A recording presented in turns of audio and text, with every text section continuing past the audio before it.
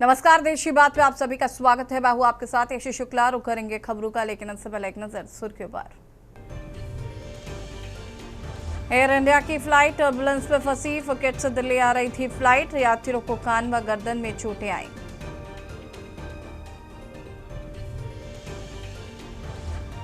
Netanyahu ने PM Modi को बताया बेस्ट फ्रेंड। भारत के साथ रिश्ते मजबूत करने पर दिया जोर। नेतन्याहू ने दिया जेडी वेंस को जवाब। राज्य कर्मचारियों को योगी सरकार का बड़ा तोहफा। एलटीसी में 15 दिन की छुट्टी की बाध्यता खत्म। राज्य सरकार ने हाई कोर्ट में दिया जवाब। खतरनाक मांझे पर प्रतिबंध का यूपी सरकार बना रही कानून।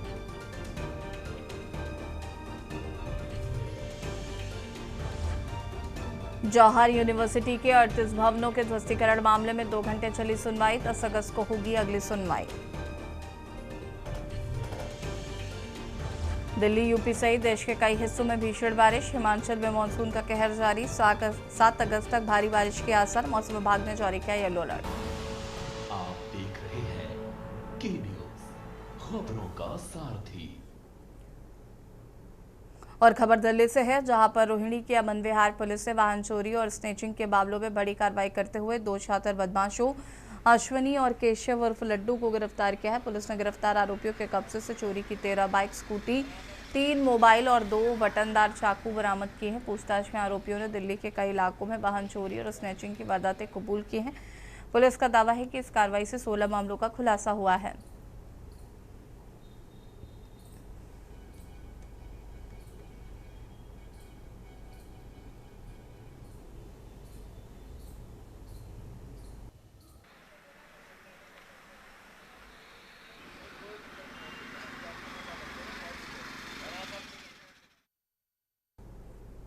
खबर भोपाल से है, जहां पर मुख्यमंत्री डॉक्टर मोहन यादव राजधानी भोपाल स्थित प्रशासनिक अकादमी में आयोजित एक दिवसीय कार्यशाला में शामिल हुए। जनान उच्च शिक्षा मंत्री इंदर सिंह परिवार ने छात्र संघ चुनाव को लेकर कहा कि इस विषय पर मुख्यमंत्री से चर्चा हुई है। उन्होंने कहा कि सरकार छात्र हितों को ध्यान में रखते हुए चुनाव प्रक्रिया पर विचार कर रही है।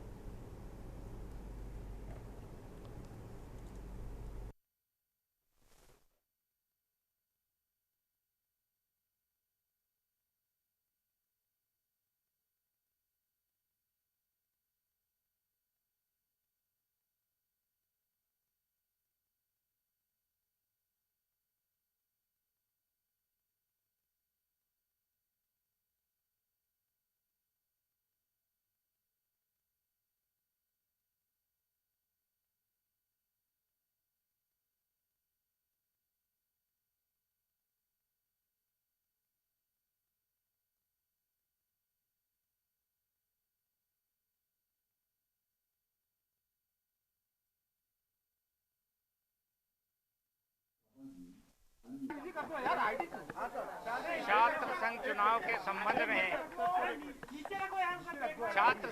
के संबंध में माननीय न्यायालय ने कुछ निर्देश दिए। हमारे विभाग उनका परीक्षण कर रहा है। हम जल्दी उस पर माननीय मुख्यमंत्री जी से चर्चा हुई है, जल्दी निर्णय करेंगे। हम पूरा न्यायालय के निर्देशों का पालन करेंगे।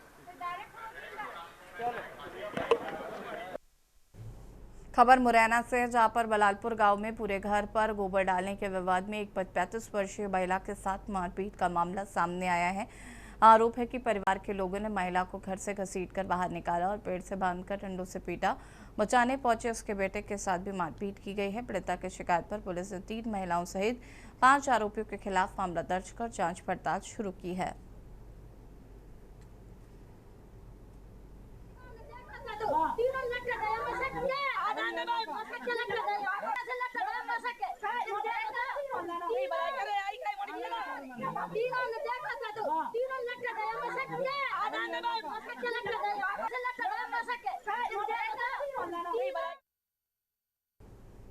खबर रतलाम से है, जहां पर जावरा 4 लेन हाईवे पर बीती देर रात एक बाइक सवार डिवाइडर से टकराकर गंभीर रूप से घायल हो गया।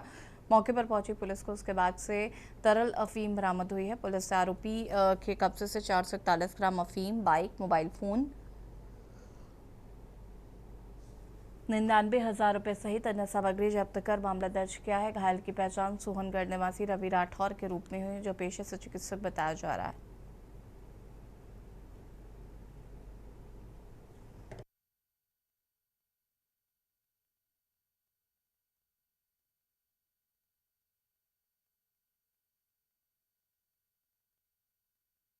जावरा से रतलाम रोड पर सोरकीड हाउस के पास हाईवे पर एक एक्सीडेंट की सूचना थाना प्रभारी को प्राप्त हुई थी।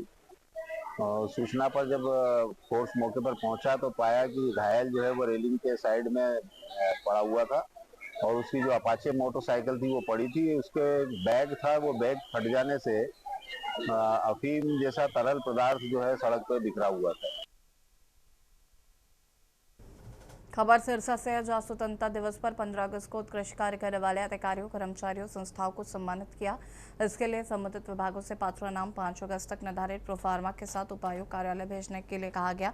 आवेदकों को अपनी व्यक्तिगत जानकारी, कार्यक्षेत्र और विशेष उपलब्धियों का विवरण देना होगा। प्राप्त आवेदनों की जांच के बाद अंतिम सूची स्तर पर भेजी जाएगी।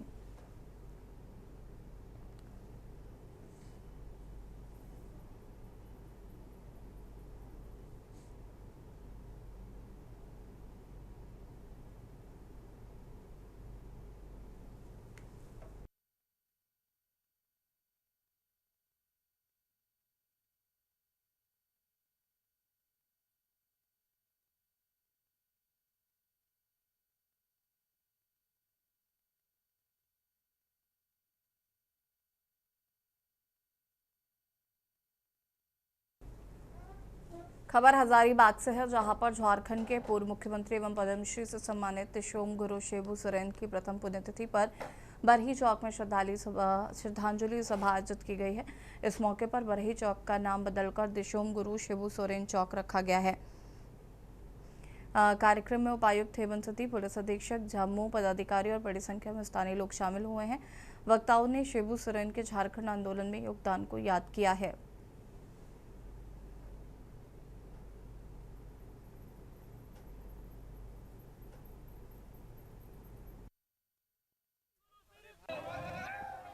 भारतीय राजनीति के और झारखंड की राजनीति के दीप्यमान नक्षत्र आदरणीय दिशोम गुरु श्री शिबू सोरेन जी की आज पहली पुण्यतिथि है, जिस पर सभी जिला प्रशासन के द्वारा और आम नागरिकों के द्वारा उनको श्रद्धांजलि अर्पित की गई है।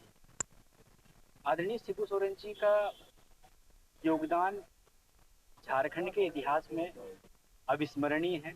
आज हर्ष और उल्लास का दिन है कि बरही वासियों के लिए एक नया तोहफा मिला है दिशोम गुरु शिबू सोरेन चौक के नाम पर।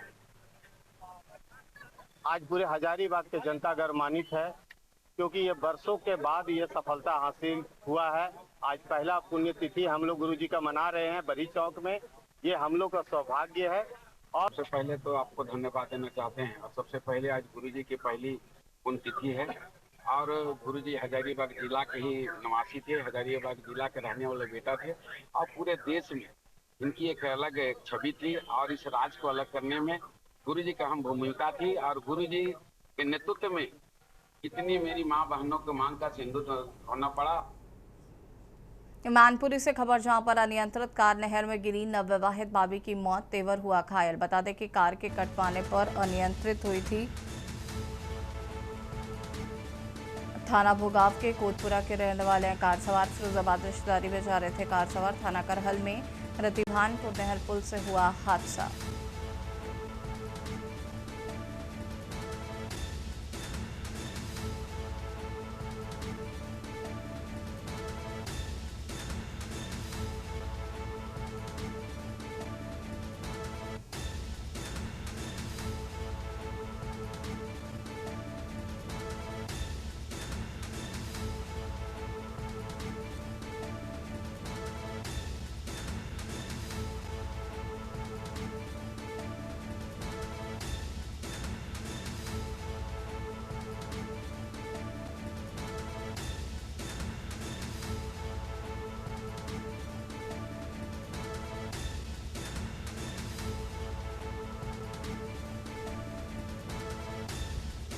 कार के कट मारने से अनियंत्रित हुई थी कार। थाना पुकाव के कोतपुरा के रहने वाले हैं कार सवार। आ रहे थे इधर से, ठीक है, तो पीछे से एक बोलेरो गाड़ी आई है, ठीक है, तो उसने मेरी साइड में दबा के आगे से कट मारा। तो उसके लिए मैंने भी अपना गाड़ी साइड में थोड़ा किया, तो उसका फिर भी नहीं रुका, तो तेज लगने से मेरी गाड़ी डिसबैलेंस होकर सीधी पैर में चली गई। उसमें फिर कोई घायल हुआ क्या? उसमें मैं और भाभी थे जी। फिर तो मेरे को तो लोगों ने निकाल लिया बेहोशी हालत में जी। जब मेरे को होश आया तो मेरे से पूछा कि और कौन है, तो मैंने बताया भाभी है। तब फिर भाभी को निकाला। अब क्या पोजीशन है भाभी की? भाभी तो एक्सपायर हो गई हैं अब। कानपुर से खबर जहां पर बरा पुलिस की बड़ी कार्रवाई। रवाड़ा गैंग का निकाला पैदल जुलूस, सड़कों पर कान पकड़वाकर मंगवाई माफी।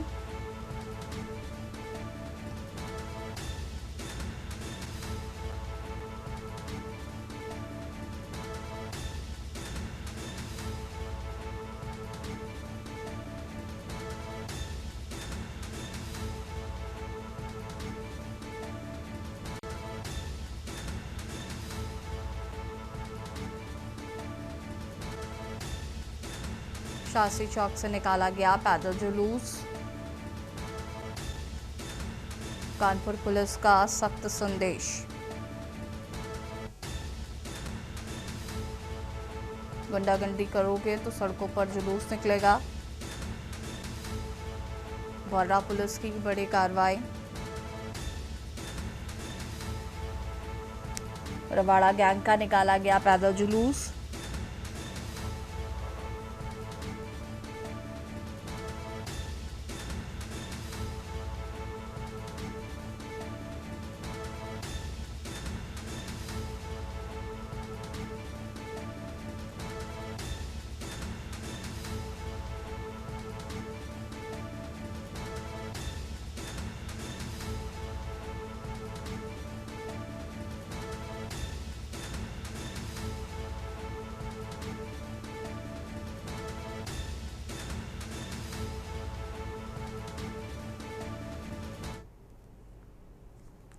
शास्त्री चौक से जुलूस निकाला गया। कानपुर पुलिस का सख्त संदेश। गुंडागर्दी करोगे तो सड़कों पर जुलूस निकलेगा। और आपको बिजनौर से खबर बता देते हैं। मासूम बच्चे पर गलदार हमला कर दिया।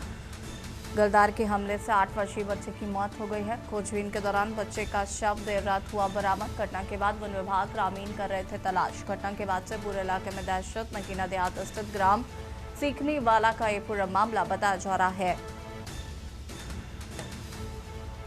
घटना के बाद वन विभाग ग्रामीण कर रहे थे तलाश।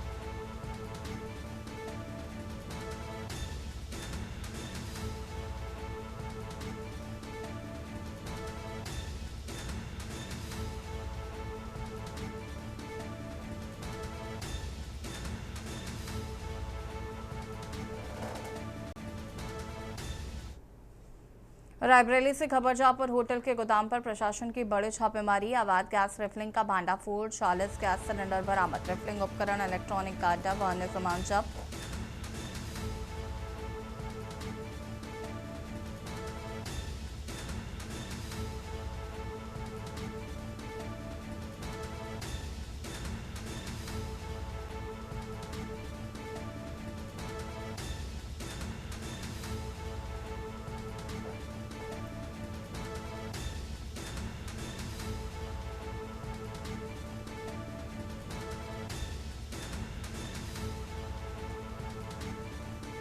डीएम के निर्देश पर 2 कारोबारियों के खिलाफ एफआईआर दर्ज की गई है। आवश्यक वस्तु अधिनियम की धारा 3/7 के तहत कार्रवाई। गैस की कालाबाजारी पर प्रशासन का सख्त शिकंजा।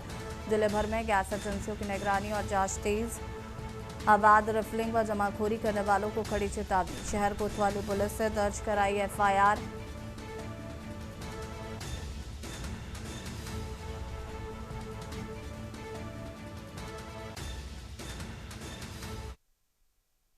कल जो सप्लाई विभाग और तहसील प्रशासन की सहयोग टीम द्वारा जो यहाँ पर कुछ अवैध रिफिलिंग का कार्य हो रहा था सिलेंडर में, उसमें वहाँ पर निरीक्षण किया गया। निरीक्षण में वहाँ पे पाया गया कि 40 सिलेंडरों को में अवैध रिफिलिंग का कार्य हो रहा था, जो कि जो आवश्यक वस्तु नियम अधिनियम है उसका उल्लंघन था। तो उनको सीज करते हुए साथ में धारा 3 और धारा 7 आवश्यक वस्तु अधिनियम के अंतर्गत कार्रवाई की गई।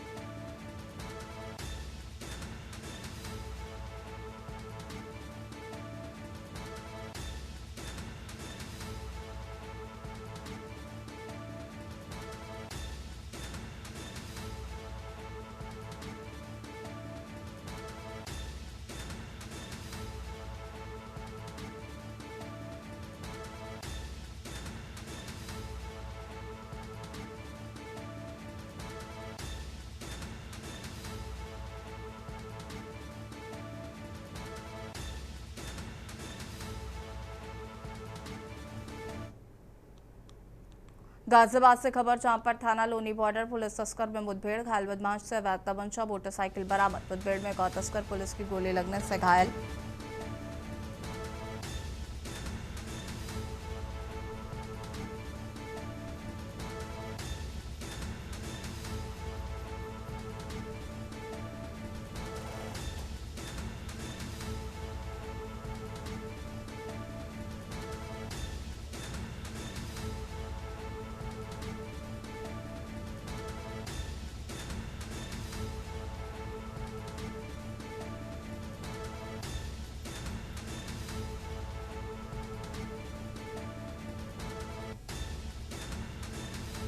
टास्क फोर्स के खिलाफ कार्रवाई की मांग को लेकर चिट्ठी। घायल को तस्कर को पुलिस ने हिरासत में लिया। वन मकान में हो रही थी गौ हत्या। लोनी विधायक नंदकिशोर गुर्जर ने भी लिखी चिट्ठी। बता दें कि टास्क फोर्स के खिलाफ कार्रवाई की मांग को लेकर लिखी गई चिट्ठी। घायल बदमाश से मुठभेड़ में गौ तस्कर पुलिस की गोली लगने से हुआ घायल। सावन का पवित्र महीना चल रहा है और ऐसे में लोनी विधायक नंदकिशोर गुर्जर ने लोनी में हो रही गोकशी को लेकर चिट्ठी लिखी थी, जिसके बाद अंकुर विहार सर्किल में देर रात एक मुठभेड़ हुई है, जिसमें जो गोकशी करने वाले हैं वो घायल हुए हैं। हमारे साथ मौजूद हैं ACP अंकुर विहार अमरदीप मौर्य जी, जिनसे बात करें। सर, किस तरह का मामला था जो गोकशी से मुठभेड़ हुई? कल जो है रात्रि में बंद घर में गुलफाम सना वकील नाम था उसके यहाँ गोकशी की सूचना मिली थी। मौके पे पुलिस गई और हमारी फील्ड यूनिट की टीम भी गई, तो ये घटना सत्य पाई गई। उसके बाद उसमें अभियोग को पंजीकरण किया गया और नामित अभियोग की गिरफ्तारी की टीम लगी हुई थी। उसमें फिर सूचना मिली कि क्योंकि ये फरार थे वहाँ से, मौके पर मिले नहीं कि इनके द्वारा फिर कोई गोकशी की जघन्य घटना आसपास थाना क्षेत्र में कार्य की जा सकती है। इस पे हमारे ट्रोनिका सिटी में, अंकुर विहार में, लोनी बॉर्डर में और लोनी पुलिस स्टेशन में सभी जगह टीमें चेकिंग अभियान चला रही थी, काउंटिंग कर रही थी। सुबह लगभग 5 बजे लोनी बॉर्डर की टीम जो है इंदिरापुरी चौकी के आसपास चेकिंग अभियान चला रही थी। एक स्प्लेंडर बाइक 2 लोग सवार आए, उन्हें रोकने का प्रयास किया गया, वो रुके नहीं और पुलिस को उन्होंने फायरिंग कर दी। पुलिस ने भी जवाबी फायरिंग की और उसमें एक व्यक्ति के दाहिने पैर में गोली लगी और उसका नाम जो है, जो पूछताछ हम लोग की तो उसने अयूब पुत्र जुम्मा बताया और उसने ये भी बताया कि वो कल की घटना में शामिल था और फिर वो किसी की घटना करने के फिराक में था। बाकी दूसरा आरोपी वहाँ से फरार हो गया। उसको नज़दीकी स्वास्थ्य केंद्र में हम लोग भर्ती कराए, प्राथमिक उपचार हेतु। उसके पास से 315 बोर का एक तमंचा भी मिला, कुछ जिंदा कारतूस भी मिला और प्राथमिक उपचार के बाद उसे सर जिस तरह से लोनी पुलिस लगातार अलर्ट मोड पर है और विधायक भी चिट्ठी लिख रहे हैं, सावन का महीना चल रहा है, तो ऐसे में कहीं ना कहीं जो गो तस्कर है जिस तरह से गो तस्करी कर रहे हैं, गोकशी कर रहे हैं, तो कहीं ना कहीं क्षेत्र का माहौल बिगड़ने की भी संभावना में, ऐसे में किस तरह आप उस मुजरिम तक पहुँचे? जो सूचना थी गोकशी की किस तरह आप सुनी? जरिए मुखबिर ये सूचना प्राप्त हुई थी, क्योंकि बंद कमरे में उसने किया था। हमारे उच्चाधिकारियों के निर्देश में पूर्व के गोकसों के सत्यापन का अभियान भी चलाया जा रहा है, तो हमें सूचना मिली तब हम लोग मौके पर पहुँचे और फिर ये कार्रवाई की। सर आगे की कार्रवाई की अगर हम बात करें, किस तरह की अग्रिम कार्रवाई, अब जो अन्य अगर ऐसी कोई घटना को अंजाम दे रहे तो उनके खिलाफ किस तरह के अभियान आपकी तरफ से चलाए जाए? हमारे तरफ से तो सीधे ये बताया जा रहा है कि इस तरह की अगर किसी के द्वारा कोई घटना करती है तो उस पर कठोर से कठोर कानूनी कार्रवाई की जाएगी। सर जो आरोपी हैं उनके खिलाफ क्या गैंगस्टर या जो विधिक कार्रवाई, किस तरह की अब कार्रवाई की जो कुछ है संभावना, उसकी जांच की जा रही है। अगर मानक की सारी चीज़ें पाई जाती हैं तो उनके खिलाफ कार्रवाई करेंगे। ये थे हमारे साथ एसीपी अंकुर विहार अमरदीप जी, जिन्होंने साफ तौर पर कहा है कि जो गो तस्कर है उनको बख्शा नहीं जाएगा और लगातार ऐसे अभियान चलाए जाएंगे, क्योंकि जिस तरह से सावन का महीना चल रहा है और ऐसे में गो तस्करी की घटनाओं से क्षेत्र का माहौल खराब होने की संभावनाएं होती हैं, जिसको लेकर लोनी पुलिस कहीं ना कहीं पूरी तरह से अलर्ट मोड पर है और लगातार ऐसे लोगों की पहचान की जा रही है। जयवीर मावी, के न्यूज़ गाजियाबाद। और इसी बीच आपको प्रयागराज से खबर बता देते हैं। प्रयागराज से खबर, ट्रिपल मर्डर से इलाके में सनसनी। प्रयागराज से खबर, कमरे के एक ही बिस्तर पर मिले हैं तीनों शव।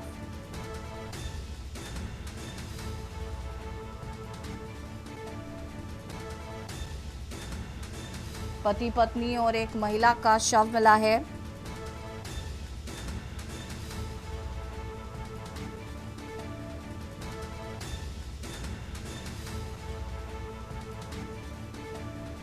तीनों मृतक बताए गए हैं मुखबिर। महिला कल रात को यहां पर पहुंची थी। पुलिस ने शवों को पोस्टमार्टम के लिए भेजा।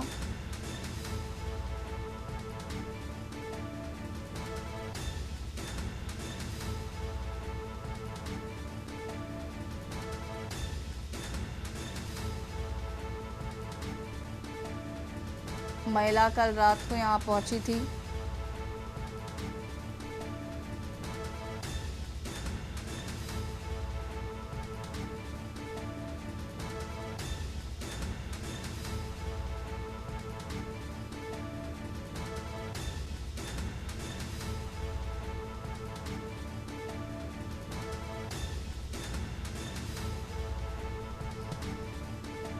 और इसी खबर पर ज्यादा जानकारी के लिए संवाददाता मधुर हमारे साथ जुड़ चुके हैं। मधुर, क्या कुछ जानकारी है इस पूरे मामले को लेकर? देखिए यशी, मैं आपको बता दूं कि प्रयागराज में आज जब ट्रिपल केस मर्डर केस का जब सामने आया मामला, तो पूरे शहर के अंदर जो सनसनी फैल गई और तत्काल पुलिस और फॉरेंसिक की टीम वहां पहुंची और उन्होंने पहुंच करके वहां पर जो है जो तीनों शव थे, 3 शव, मतलब 2 महिला और एक उसका जो हस्बैंड था एक महिला का, तीनों के शवों को उन्होंने अपने कब्जे में ले लिया। उसके बाद फॉरेंसिक टीम के लिए भेज दिया गया, उसके साथ साथ उसे पोस्टमार्टम के लिए भेज दिया गया। मैं आपको बता दूं कि ये जो मामला है ये शाहगंज थाना क्षेत्र यहाँ पे पड़ता है, जहाँ पे उसके पुराना थाना शाहगंज जो है, पुराना थाना जो शाहगंज पड़ता है, वहाँ पे एक गड़ी कला करके मोहल्ला होता है जो काफी पुराना बसा हुआ मोहल्ला है। वहाँ पे ये तीनों व्यक्ति, 2 व्यक्ति यहाँ पे रहा करते थे, हस्बैंड और वाइफ थे दोनों, और ये दोनों जो है पिछले 6 महीने से यहाँ पे रह रहे थे और एक कबाड़ का काम करते थे। और कबाड़ी होने के साथ साथ ये जो है वहाँ पे जो कबाड़ी की दुकान थी, कारोबारी, तो उनको ये कबाड़ बीन करके बेचा करते थे। तो कल रात को जो है करीब 11-12 बजे एक महिला वहाँ पे पहुंची जो वो भी कबाड़ का काम करती थी, और ऐसा बताया जा रहा है कि वो शराबी भी थी। तो वहाँ जब वो पहुंची तो कमरे में तो जो मकान मालकिन थी उन्होंने देखा कि एक लेडी आई है, उनको लगा कि कोई उनकी रिश्तेदार होगी, तो वो लेडी जो है कमरे में गई है। उसके बाद वहां पे जाकर के वो तीनों वहां पर कमरे के अंदर क्या हुआ, अभी फिलहाल पुलिस इस बारे में पूरी तरह से वो नहीं कर पा रही है कि अभी एक्चुअली में हुआ क्या है।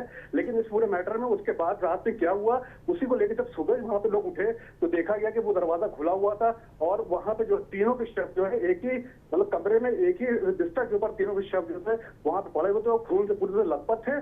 और जो मैं आपको बता दूं, जो बिल्डिंग में जहाँ पे रहते हैं, जो मकान मालकिन है, वो नीचे रहती है, उनका का एक लड़का है जो करीब 30 साल का है, वो जो है रिक्शा चलाता है और उसके फर्स्ट फ्लोर पे ये दो हस्बैंड वाइफ रहते थे जिनको मूक बधिर बताया जा रहा है। तीनों को कहा जा रहा है कि ये मूक बधिर हैं और उसके वजह से ये तीनों जो है सुन नहीं सकते थे, अपनी बात नहीं कह सकते थे।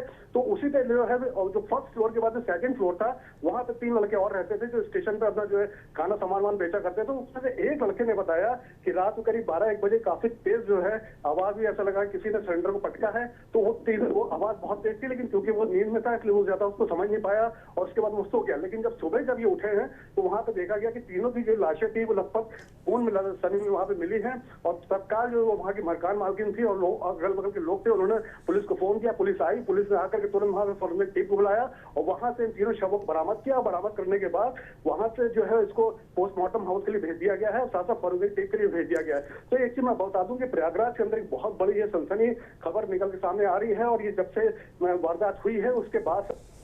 ठीक है मधु जी, शुक्रिया आपका जानकारी साझा करने के लिए। और बता दें कि महिला कल रात को ही पहुंची थी। 3 शव एक ही बिस्तर पर मिले हैं और तीनों ही लोग मूक बधिर बताए जा रहे हैं। शाहगंज कोतवाली क्षेत्र के कड़ी कला मोहल्ले का ये पूरा मामला बताया जा रहा है।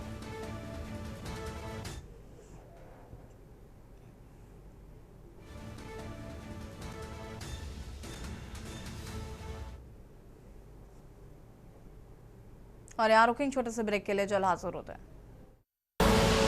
आप देख रहे हैं के न्यूज। ब्रेक के बाद एक बार फिर से आप सभी का स्वागत है। उत्तर प्रदेश के परिवहन मंत्री दयाशंकर सिंह ने विपक्ष पर तीखा राजनीतिक हमला बोला है। उन्होंने कहा है कि विपक्ष के पास जनता से जुड़े कोई ठोस मुद्दे नहीं है और वो केवल हंगामा करने की राजनीति कर रहे हैं। राम मंदिर चढ़ावा चोरी मामले का जिक्र करते हुए मंत्री ने दावा किया है कि इस प्रकरण में 8 आरोपियों को जेल भेजा जा चुका है। दयाशंकर सिंह ने कहा कि कानून अपना काम कर रहा है और दोषियों के खिलाफ कार्रवाई जारी है। उन्होंने आरोप लगाया कि कुछ लोग राम और राम मंदिर की आस्था का सम्मान किए बिना भी इस मुद्दे पर राजनीति कर रहे हैं। मंत्री के इस बयान के बाद प्रदेश की सियासत में आरोप प्रत्यारोप का दौर और तेज होने के आसार है। उत्तर प्रदेश में सदन का दूसरा दिन विधानसभा का और फिर हंगामे की भेंट चढ़ा और सदन की कार्रवाई रोक दी गई है। हमारे साथ मौजूद दयाशंकर सिंह जी। सर, फिर से जो है हंगामा हो गया सदन के अंदर। देखिए, विपक्ष के पास कोई मुद्दा नहीं है जिस पर वो सार्थक चर्चा करें, उनके लिए अवसर है और वो ऐसे मुद्दों की बात करते हैं जिसका सदन से कोई संबंध नहीं है। और जहाँ तक ये राम मंदिर में चंदा चोरी की बात करते हैं तो समाजवादी पार्टी कब से राम भक्त हो गई? राम भक्तों पर गोली किसने चलवाई थी? माता सरजू जी के पानी को लाल राम भक्तों के खून से किसने किया था? और संसद में और राज्यसभा में, चाहे उत्तर प्रदेश के विधानसभा में, ये लोग कभी इसको राम जन्मभूमि मानते थे? ये तो कहते थे कि बाबरी मस्जिद है।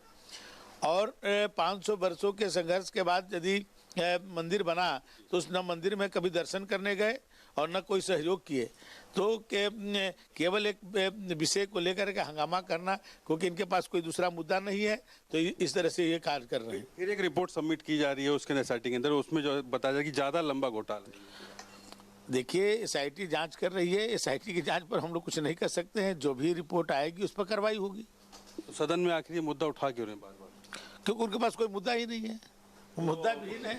मुद्दा विहीन है विपक्ष और इसलिए जो है ये मुद्दे उठा रहा है। और ऐसे में अगर बात की जाए तो कहीं ना कहीं सदन की कार्रवाई स्थगित करने से आम जनमानस की जो समस्याएं हैं वो अधूरी रह जाती हैं। कैमरा लतीफ के साथ रामनुज भट्ट, के न्यूज़, लखनऊ। खबर लखनऊ से है, जहां पर उत्तर प्रदेश विधानसभा में वित्त मंत्री सुरेश खन्ना ने वित्तीय वर्ष 2026-27 का अनुपूरक बजट पेश किया है। प्रस्तावित अनुपूरक बजट का कुल आकार 59,019.54 करोड़ रुपए है। इनमें से राजस्व लेखे के 17,399.50 करोड़ रुपए और पूंजी लेखे के तहत 41,620.04 करोड़ रुपए के व्यय का प्रावधान किया गया है। सरकार ने विभिन्न योजना और विकास कार्यों के लिए अनुपूरक बजट सदन में प्रस्तुत किया।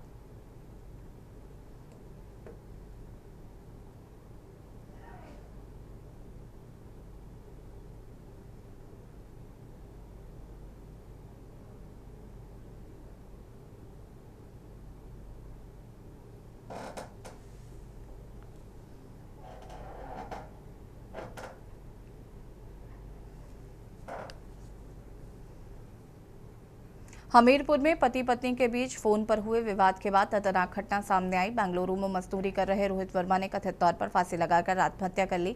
बताया जा रहा है कि उसने फांसी लगाने का वीडियो भी पत्नी को भेजा था। पति की मौत की खबर मिलने पर आज क्षेत्र के फरसौलियाना में रह रही गर्भवती पत्नी नंदिनी ने टॉयलेट क्लीनर पीकर आत्महत्या का प्रयास किया। गंभीर हालत में उसे कानपुर रेफर किया गया। पुलिस मामले की जांच पड़ताल कर रही है। प्रेम प्रसंग को लेकर विवाद की बात सामने आई, जबकि सोशल मीडिया पर वायरल चैट और वीडियो की भी जाँच की जा रही।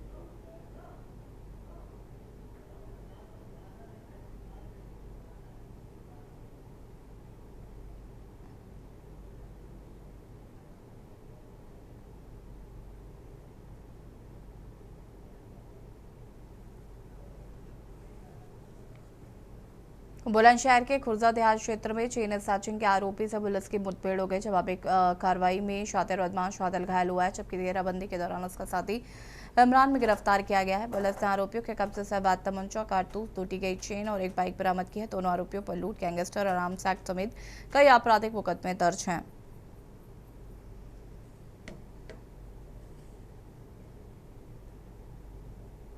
पुलिस की दो गिरफ्तारशुदा अपराधियों के साथ अवैध असले की रिकवरी के दौरान मुठभेड़ हुई, इसमें एक अपराधी घायल हुआ है।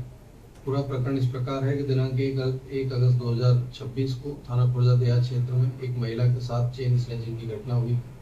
इसमें सीसीटीवी सर्विलांस एवं अन्य टेक्निकल साक्ष्यों के आधार पर थाना खुर्जा देहात पुलिस के द्वारा दो अभियुक्तों इमरान और आदिल, दोनों अलीगढ़ के रहने वाले हैं, इनको गिरफ्तार किया गया था तथा इनके कब्जे से छीनी हुई चेन भी बरामद की गई थी।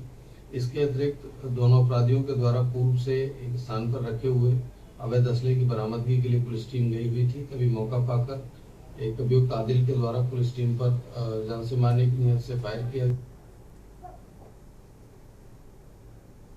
श्रावस्ती के भनगा कोतवाली क्षेत्र में 10 पाक की मासूम बच्ची के साथ कथित तौर पर बेहद गंभीर कृत्य का मामला सामने आया है। आरोप है कि 15 वर्षीय नाबालिग ने बच्ची के गुप्तांग में उंगली डाल दी, जिससे वो गंभीर रूप से घायल हो गई। परिजनों ने मासूम को जिला अस्पताल में भर्ती कराया है, जहां उसका उपचार जारी है। सूचना मिलने पर पुलिस ने मामला दर्ज कर जांच पड़ताल शुरू की है।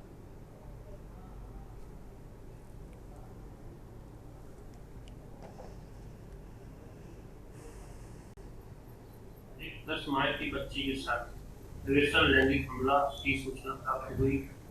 इस सूचना पर पुलिस थाना भनगा की पुलिस क्षेत्राधिकारी भनगा और मैं स्वयं घटनास्थल पर पहुंच गया। मौके पर निरीक्षण किया गया। पीड़िता को तत्काल जिला अस्पताल में इलाज के लिए दाखिल किया गया। बाल अपचारी को अध्यक्षा में दिया गया है। बाल अपचारी के विरुद्ध कार्रवाई की जा रही है। अभियोग 64 को 63 को बीएनएस और 5/6 ऑक्सफेड में पंजीकृत किया गया है। खबर कानपुर से है, जहां पर गुरु गोविंद सिंह जी पर कथित आपत्तिजनक टिप्पणी के विरोध में सिख समाज के लोगों ने फसलगंज थाने पहुंचकर विरोध प्रदर्शन करते हुए आरोपी की जल्द गिरफ्तारी की मांग की है। आरोपी की चैन फैक्ट्री चौराहे पर हुए विवाद के दौरान अजीत प्रताप नामक व्यक्ति ने सिख समाज और गुरु गोविंद सिंह जी के खिलाफ अभद्र भाषा का प्रयोग किया था, जिसका ऑडियो भी वायरल हुआ। पुलिस कमिश्नर के निर्देश पर FIR दर्ज कर ली गई है, लेकिन गिरफ्तारी नहीं होने से समाज में नाराजगी है।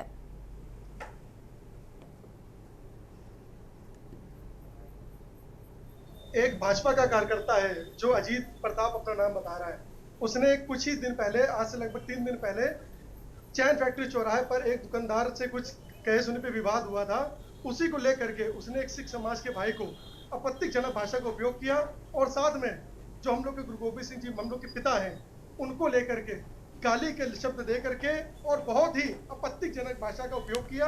मांग तो FIR दर्ज करने की है, FIR दर्ज हो चुकी है, लेकिन वो कमजोर धाराओं में हुई है, उसको मजबूत धाराओं में करना है। सबसे बड़ा सवाल ये उठ रहा है कि जितने भी अभी हाल में घटनाएं हुई हैं सिखों पे हमले की, उसमें बीजेपी नेता शामिल है। ये संजोग है या प्रयोग है, ये समझ से परे है। एक घटना हुई थी अमोलदीप सिंह भाटिया की, जिसमें दोनों आंखें उसकी खत्म कर दी गई थी। और उसके बाद पूरा कानपुर शहर बाहर आ गया था रास्तों पे, हिंदू, मुस्लिम, सिख, ईसाई सब ने मिलकर विरोध किया था। तब जाकर के FIR दर्ज हुई। उसके बावजूद भी गिरफ्तारी के लिए संघर्ष करना पड़ा जनता को। कानपुर देहात के चहलुम पर्व को लेकर पुलिस पूरी तरीके से अलर्ट मोड पर आ गई है। एसपी श्रद्धा नरेंद्र पांडे के निर्देशन में एंटी सैबोटाज चेकिंग अभियान चलाया गया। इस दौरान माथी जिला एवं सत्र न्यायालय तहसील परिसर और पोखराया रेलवे स्टेशन पर dog squad, anti sabotage team और स्थानीय पुलिस ने संदिग्ध व्यक्तियों, वाहनों और वस्तुओं की गहन जाँच की है।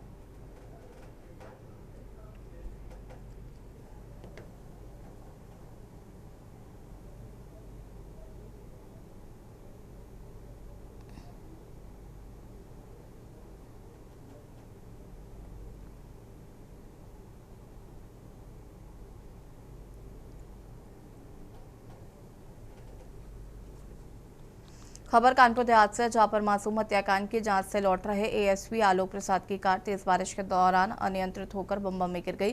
कार में पानी भरने से एएसपी चालक और हेड कांस्टेबल कुछ देर तक अंदर फंसे रहे। एएसपी ने पीछे दरवाजा खोलकर तीनों को कार की छत पर पहुंचाया, जिसके बाद पीछे आ रही पुलिस टीम ने सीढ़ी की मदद से सुरक्षित बाहर निकाला। हादसे में एएसपी और चालक को मामूली चोटें आई हैं। एसपी ने पुलिया पर एल शेप मोड़, सुरक्षा बैरियर और चेतावनी संकेत नहीं होने को हादसे की वजह बताया है।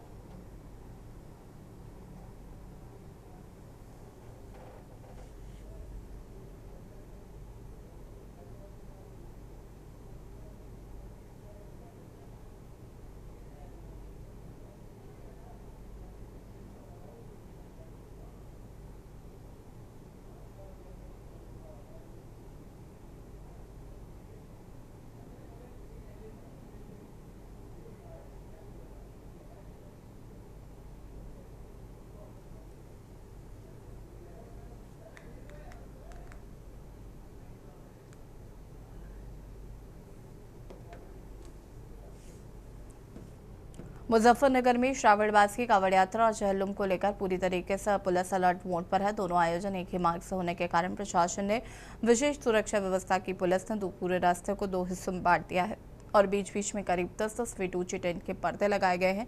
एक ओर से कांवड़ यात्री गुजरेंगे, जबकि दूसरी ओर से चहलुम का जुलूस निकलेगा। पुलिस और प्रशासन का उद्देश्य दोनों आयोजनों को शांतिपूर्ण और सुरक्षित तरीके से संपन्न कराना है।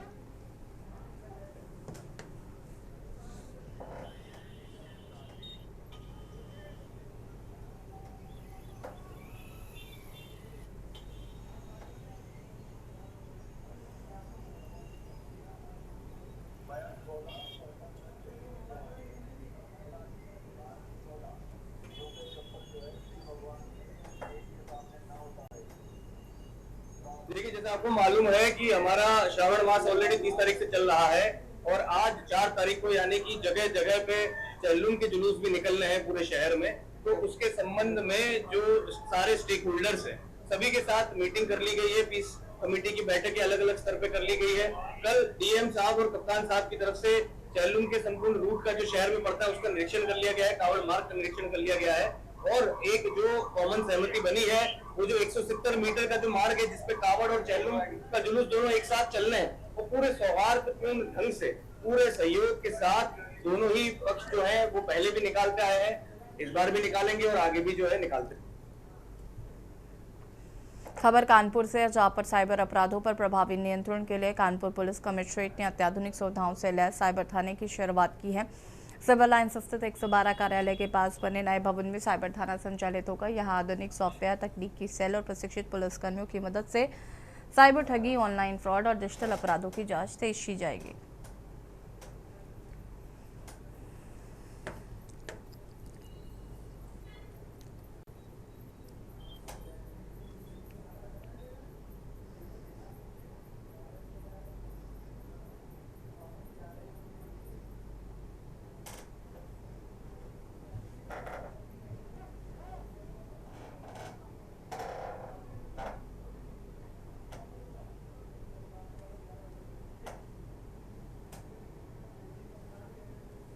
कानपुर कमिश्नरेट पुलिस ने यहाँ पे नए साइबर थाने का संचालन हम लोगों ने आज शुरू किया है।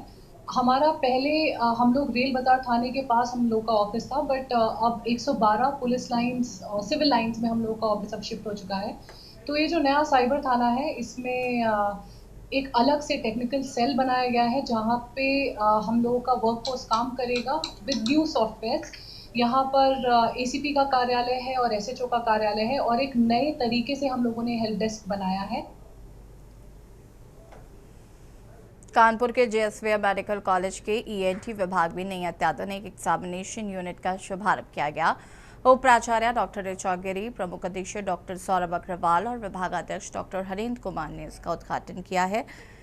CSR फंड के तहत मिले इस मशीन से अब नाक, कान और गला रोगों की जांच मेडिकल कॉलेज में ही निःशुल्क हो सकेगी।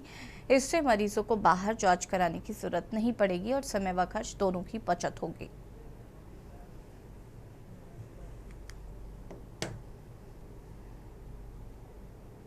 आज ये ENT डिपार्टमेंट में आज मंगलवार के दिन ये ENT डायग्नोस्टिक उसका इनॉग्रेशन हुआ है, जिसमें कि जो एंडोस्कोपी द्वारा हम लोग उसका कान, नाक, गला सारा कुछ एंडोस्कोपी, इवन पेशेंट भी उसको देख सकता है और इसमें माइनर प्रोसीजर्स हो सकते हैं।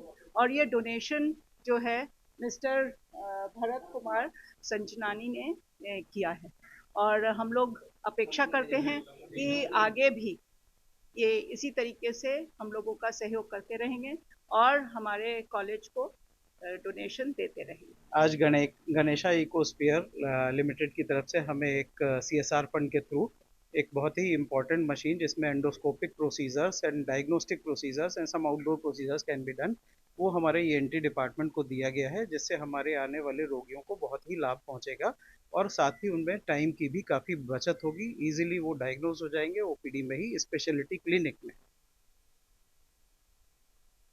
ग्राम सभा में आबादी और धार्मिक स्थल के पास दोबारा कूड़ा डंप किए जाने का ग्रामीणों ने विरोध किया है। छात्र नेता रमेश गिरी गुरु के नेतृत्व में ग्रामीणों ने जिलाधिकारी को ज्ञापन सौंपकर कूड़ा डंपिंग तत्काल बंद कराने की मांग की है।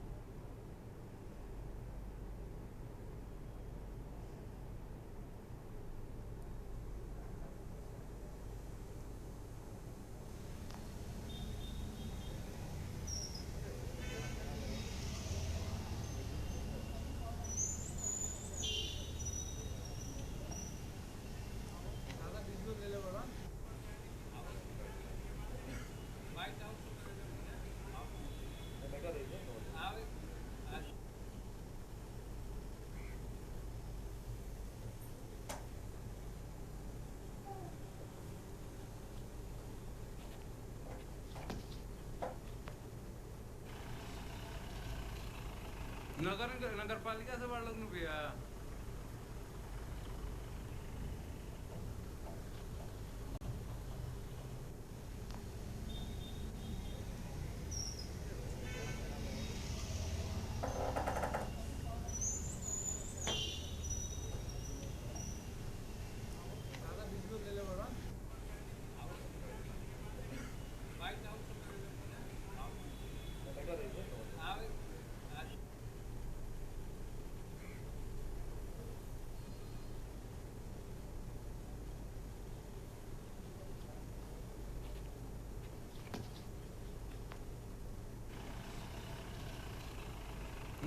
नगरपालिका से वालों ने भी आया।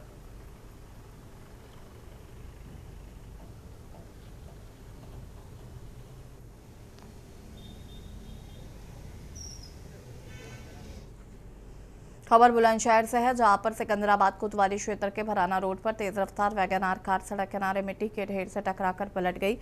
हादसे में कावरा निवासी नदीम खान की मौत हो गई है, जबकि भराना निवासी अनुज खटाना गंभीर रूप से घायल हुए हैं। ग्रामीणों ने दोनों को अस्पताल पहुंचाया, जहां डॉक्टरों ने नदीम को मृत घोषित किया। अनुज को हायर सेंटर रेफर किया गया है। पुलिस ने शव को पोस्टमार्टम के लिए भेजकर आगे की जांच शुरू की।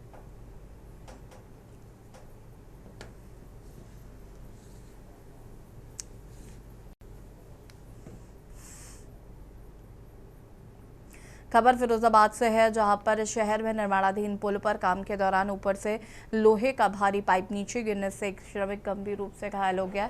हादसे में मनीष नामक श्रमिक लहूलुहान होकर बेहोश हो गया, जिसे तत्काल सरकारी ट्रॉमा सेंटर में भर्ती कराया गया।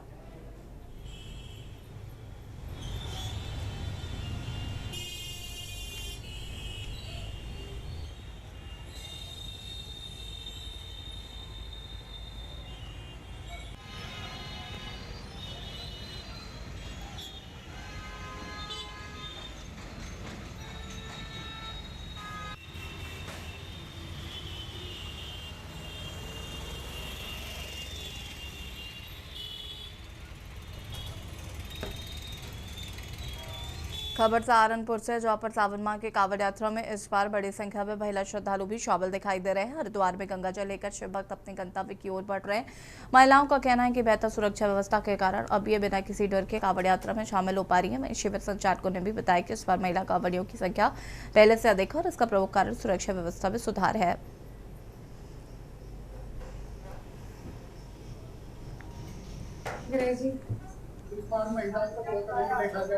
हाँ जी, मतलब काफी मतलब लेडी ज्यादा है, कुछ बहुत ज्यादा अच्छी है जी। बिल्कुल जी, पहले से हाँ जी, पहले बहुत कम आते थे, पहले जेंट्स आते, अब लेडीज कुछ ज्यादा है और पहले से माहौल भी बहुत अच्छा है।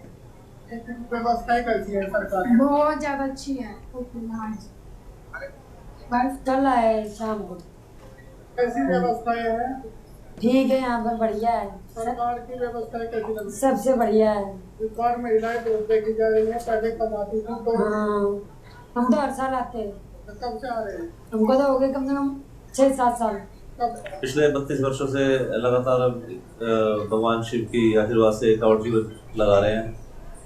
महिलाएं इस बार क्यों देखी जा रही है? महिलाएं और बच्चों की संख्या बहुत अधिक है, वो भी हम भी देख रहे हैं इस चीज को कि पहले छोटे बच्चे नहीं होते थे, इस बार बच्चे बहुत और महिलाएं बहुत हैं। ज्यादातर महिलाएं हिमाचल की और हरियाणा से दूर के इलाकों की हैं। कवर्धा में रायपुर जबलपुर नेशनल हाईवे 30 पर मंगलवार को तेज रफ्तार माजदा ट्रक ने बाइक सवार बुजुर्ग को टक्कर मार दी। हादसे में 65 वर्षीय जना राम विश्वकर्मा करीब 10 मीटर ट्रक के साथ घसीटते चले गए, गंभीर रूप से घायल हुए हैं। स्थानीय लोगों ने उन्हें बोडला अस्पताल पहुंचाया, जहां पर प्राथमिक उपचार के बाद चोला अस्पताल रेफर किया गया है।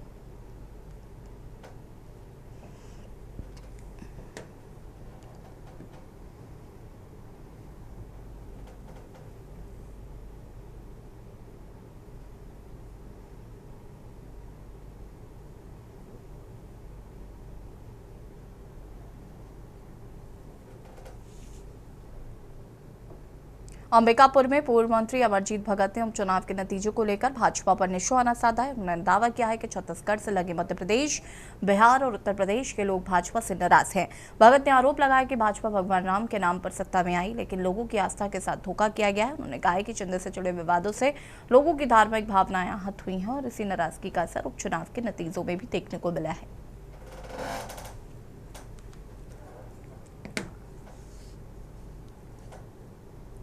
देखिए, मध्य प्रदेश हो चाहे वो बिहार हो या उत्तर प्रदेश छत्तीसगढ़ से लगा हुआ एरिया हो, इस क्षेत्र में एक चीज देखने को मिला है कि भारतीय जनता पार्टी के प्रति लोगों में नाराजगी बहुत है। क्योंकि राम मंदिर जब बन रहा था तो लोगों ने खूब बढ़ चढ़ करके उसमें दान दिया था, चढ़ावा चढ़ाया था और ये लोग चंदा चोरी कर गए।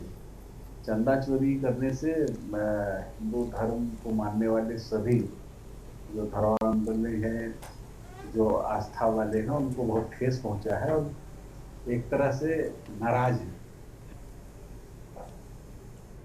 अंबिकापुर के गांधीनगर थाना क्षेत्र स्थित कोड़ांग रेजिडेंस में नेशनल हाईवे विभाग के सब इंजीनियर रतेश सिंह के घर करीब 20 लाख रुपए की चोरी का मामला सामने आया है। शनिवार रविवार के बीच हुई वारदात के समय पीड़ित परिवार काशी विश्वनाथ के दर्शन के लिए बनारस गया था। चोर मुख्य गेट पर सेंट्रल लॉक तोड़कर घर में घुसे, सभी कमरों को खंगालते हुए सोना चांदी के जेवरात लेकर फरार हो गए।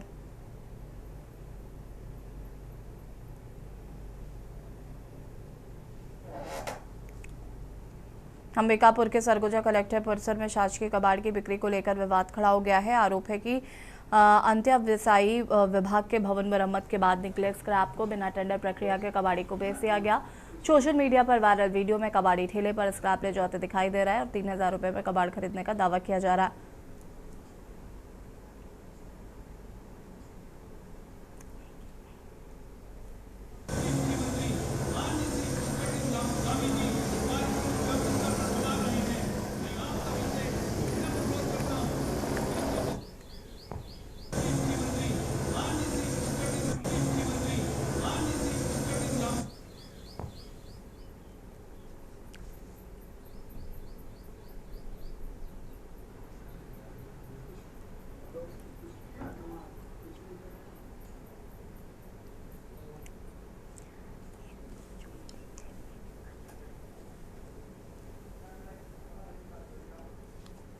और हरिद्वार से खबर आपको बता देते हैं। हरिद्वार से खबर, शिव भक्त कांवड़ियों पर हेलीकॉप्टर से हुई पुष्प वर्षा। हरिद्वार से खबर आपको बता रहे हैं, गंगा तट पर गूंजते रहे बम बम बोले के गगनभेदी जयकारे। सीएम पुष्कर सिंह धामी के नेतृत्व में हुआ भव्य स्वागत। जिला प्रशासन ने कांवड़ियों का किया जोरदार स्वागत। आकाश पर उड़ते हुए हेलीकॉप्टर से बरसाए जाते रहे फूल। हेलीकॉप्टर से हुई पुष्प वर्षा ने बढ़ाया भक्तों का उत्साह। केसरिया रंग में रंगी सड़कों पर दिखाई दिया अद्भुत नजारा।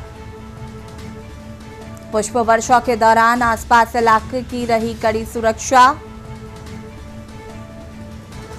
हरिद्वार से खबर, शिव भक्त कांवड़ियों पर हेलीकॉप्टर से हुई पुष्प वर्षा। गंगा तट पर गूंजते रहे बम बम बोले के गगनभेदी जयकारे। बता दें, सीएम पुष्कर सिंह धामी के नेतृत्व में हुआ भव्य स्वागत। जिला प्रशासन ने कांवड़ियों का किया जोरदार स्वागत। आकाश पर उड़ते हुए हेलीकॉप्टर से बरसाए जाते रहे फूल। हेलीकॉप्टर से हुई पुष्प वर्षा ने बढ़ाया भक्तों का उत्साह।